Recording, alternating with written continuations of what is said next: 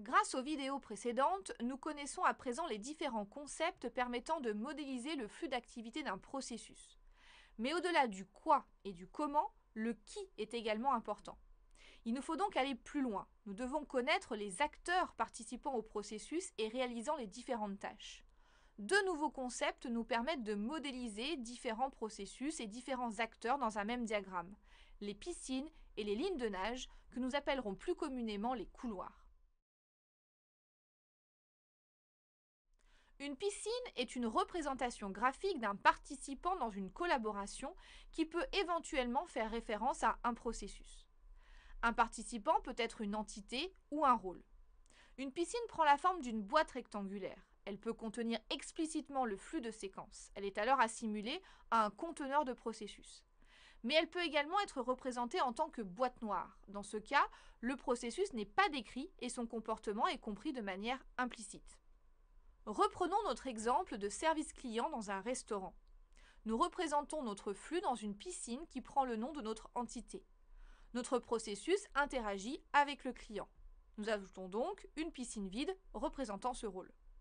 Nous verrons dans une autre vidéo comment décrire les échanges entre nos deux piscines pour modéliser la collaboration.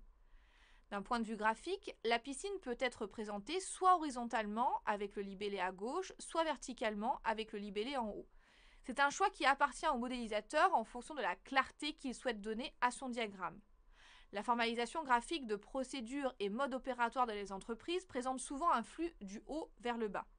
Pour faire une rupture avec ces représentations procédurales et mettre en avant l'approche transversale des processus, nous préconisons une modélisation de gauche à droite. Nous avons vu dans une précédente vidéo que les activités pouvaient être marquées comme multiples, c'est-à-dire qu'elles s'exécutent plusieurs fois durant le processus.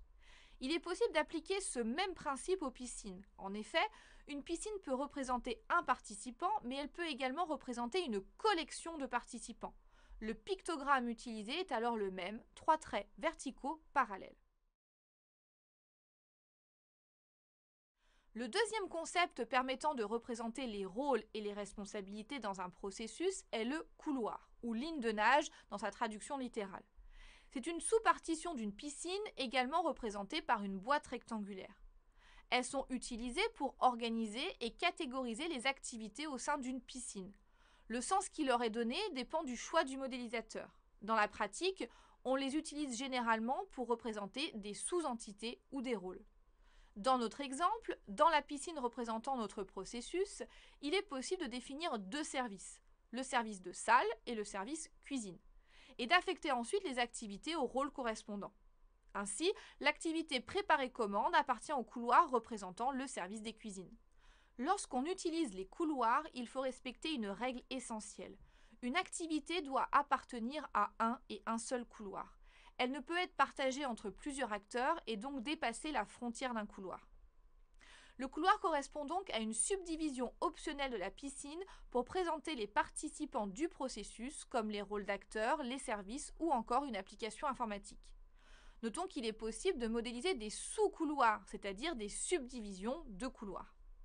Par exemple, concernant le service de la salle, on pourrait envisager de subdiviser ce couloir en deux rôles, serveur et responsable de salle, ce dernier étant le seul habilité à réaliser l'encaissement d'un client. On parle bien du rôle de responsable de salle, jamais de la personne. Ainsi, écrire le nom d'une personne sera un facteur de rigidité dans le processus, car cela pourrait changer au fil du temps.